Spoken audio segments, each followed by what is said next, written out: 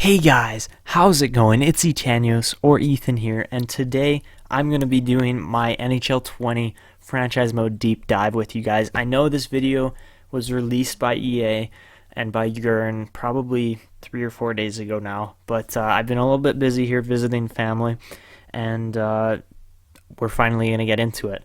So, first off, guys, I'm going to say if you hear any kind of dogs barking or some kind of vehicles in the background, that's part of where I am right now, and you're gonna have to live with that. But anyways, let's get into this deep dive. So, what's new with NHL 20 franchise mode?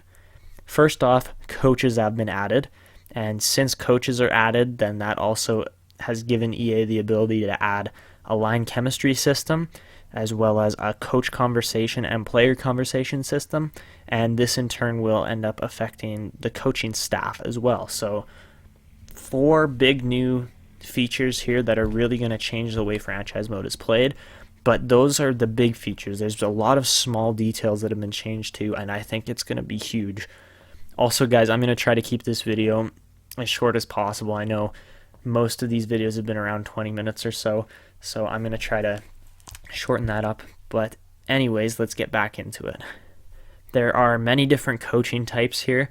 You guys can see by the screenshot, there are how many different coaching types? I think there's at least 3 or 4 different coaching types. There's generalists that cover absolutely everything.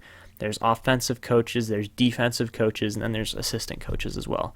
So those are kind of your different types of coaches that you can have on a team, and that you can hire as well for your staff to help your players perform better. Moving on to the next thing here is that players can become coaches, and you can even see them standing behind the bench. There will be an animation for that, so I'm super excited to see that. See like Sidney Crosby or Alex Ovechkin standing behind the bench coaching their team. Like that would be so cool, guys. Anyways, moving on to the next thing that's going on here is that you can't just pick the best player anymore. Usually, like in previous NHL franchise modes, you just grab the best player available for that position and you'd be good to go. You'd end up winning because of it. But now there's actually an entire fit, and it's called a scheme fit, and it helps you determine which players fit your system best and fit with your coaches best.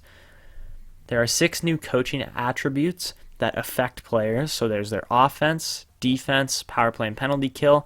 These will all affect the in-game situations here, as well as if a coach, say, is really good at defense, then it will not just improve your defensive coaching, but it can improve your defense's potential as well. Same thing with offense, same thing with power play and penalty kill. As far as teaching goes, there you guys can see teaching on the board, B- for Cooper Toms, is that is how well they develop players and can grow players' potential as well as their ratings. And then the last attribute is coach influence, and this is how the coach affects the staff. So all the other assistant coaches and those types of people, that is what coaching influence will affect. There are now, let's see. Oh yes, there's also records, so you can see there they've changed up what you can see. You can see the number of Stanley Cups, number of President's Trophies, Jack Adams Awards, and Calder Cups that a coach has won. So if you say you hire a coach right at the start of your franchise mode, you can watch him every year. You can check his stats at the end of your franchise mode to see how you did, because if he's in the NHL the whole time, you can see how he performed. You could also bring up your AHL coach and see if he's won a Calder Cup or something like that, as well as moving on, the entire stat kind of system and grid here has been changed, so you can actually see what team the coach was in, what league they were in, and it's just going to be the same thing for players now. So you can see, let's say, who just got traded here recently.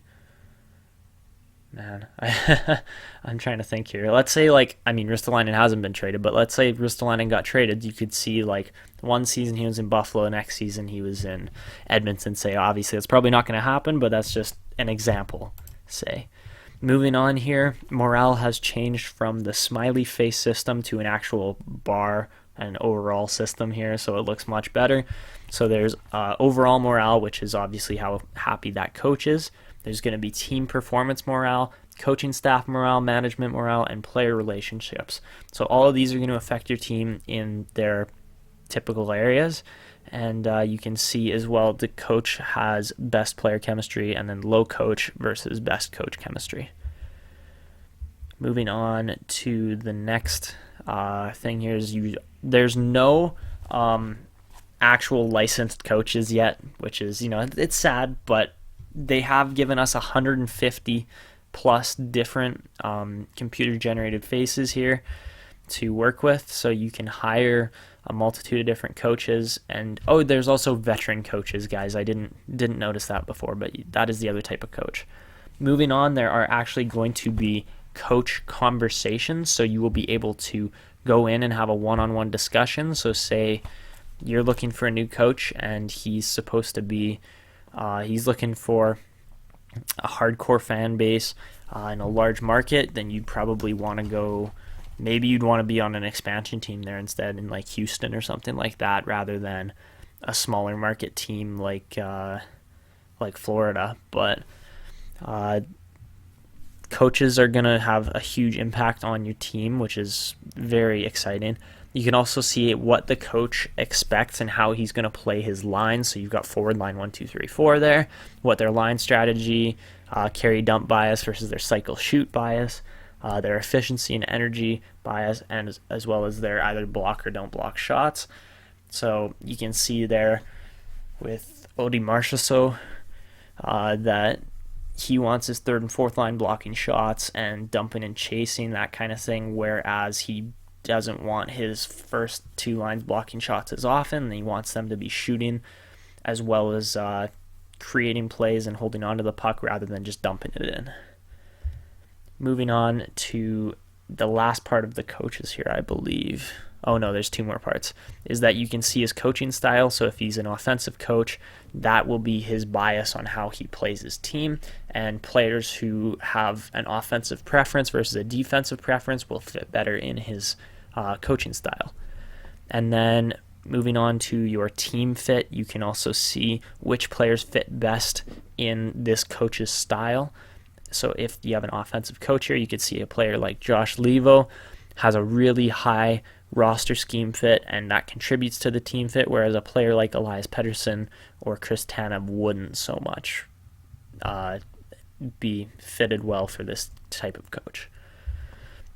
Moving on to the actual rosters here and the way the line chemistry is going to work is that you can see players are going to have all of their biases are going to affect how they play in a system.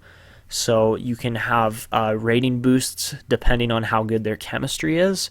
It kind of reminds me of FIFA, actually, the way players either play well together or they don't, depending on who they're surrounded by and if they're in the right position or not. Obviously, that's going to affect all of these players in NHL now as well, which is very exciting. A player like Bo Horvat, you could see he's got 3 greens and 2 yellows there for his biases, as well as he's going to be able to contribute good chemistry to pretty much any line he's on because of those biases. Versus a player like Ferland, he's not so good at the cycle shoot bias, so he wouldn't fit as well on lines, and therefore his chemistry doesn't work as well. You can have players' ratings boosted by a max of overall +5. Also, that can go all the way down to -5, but again, both of those are very rare. You either have to have a really bad team or a super good line chemistry working to actually get those +5s. Are rare, but when they actually happen, it is amazing. Moving on to scouting as well as trading for players, you're going to want to find players that fit your scheme and your team, and it brings a lot more to actually trading for players and not just trading for the best overall player, but trading for the player that best fits your system. So a guy like let's say Hampus Lindholm probably wouldn't fit the Vancouver system as well, since he's a two-way defenseman.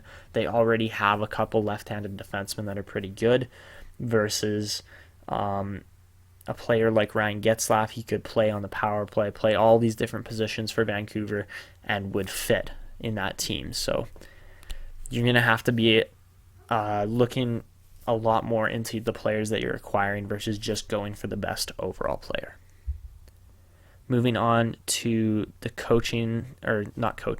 scouting reports. There are new amateur scouting reports. There's 2 additional things here.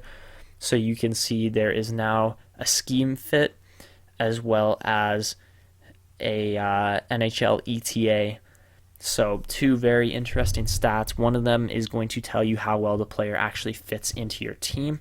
So this player, Cameron Nielsen, he's fully scouted, and it just says that he would prefer cycle over shoot as well as pinch over hold as a defenseman. So that lets you know what type of defenseman he is. Looks like he's more of an offensive defenseman then, if he's going to dump the puck in as well as pinch.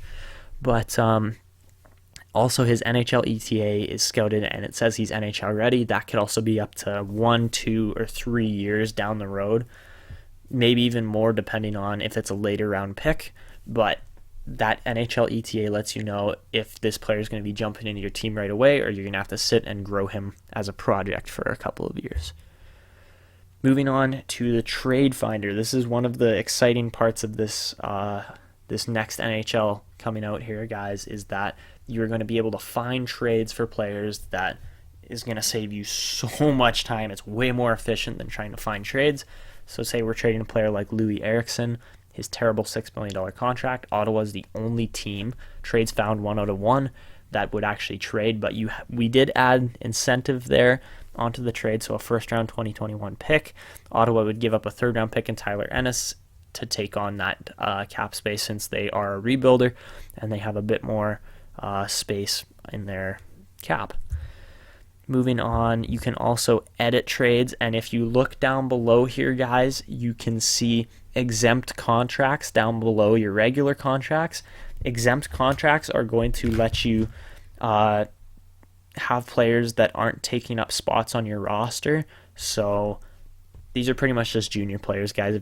If they're in the WHL, OHL, QMJHL, they will be exempt contracts, even if you have drafted them, because they're not playing on your team at the moment. So once they actually come into your team, or they're on your AHL team, then they will take up a regular contract roster spot, versus being exempt from that if they're still playing in junior.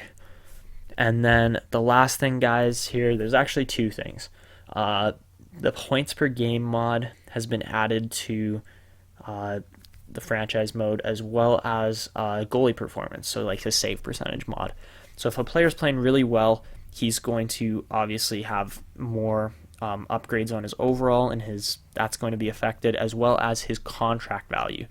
So if they're performing really well, they're going to be asking for a lot of money. If they are coming fresh into the league as like an 84, 85 overall player out of your AHL team, and they're on their last year of their contract, and they only score like 30 or 40 points, they won't be asking for like 8 or 9 million. They will be asking for like $3 or $4 million on their next contract. So performance essentially affects the contract value. Same thing with the goalies here too.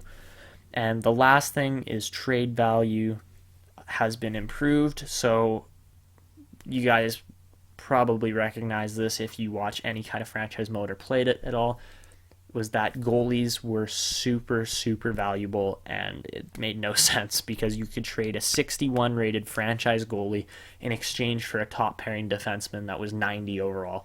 It didn't make any sense, but that was the way it was. Now, goalies, as well as wingers, this is much more realistic, are much less valuable than centers and defensemen. So teams like, let's say, the Edmonton Oilers, they've got 3 really good centers. They're going to have higher value on their players there than, let's say, a team like the Toronto Maple Leafs, where they do have a bunch of good wingers, but those wingers aren't going to be as highly valued. Anyways, that's going to be it. I hope you guys are looking forward to franchise mode as much as I am. This is going to be a much, much better and bigger year as far as franchise mode goes. And just props to Gurn and all the guys at EA working on franchise mode. this year is looking like it's going to be absolutely fantastic. Possibly the most improved game out of any of the EA Sports games here this year coming up for franchise mode. And I'm looking forward to it. Anyways, I hope you guys enjoyed. This is Etanios signing out. And see ya!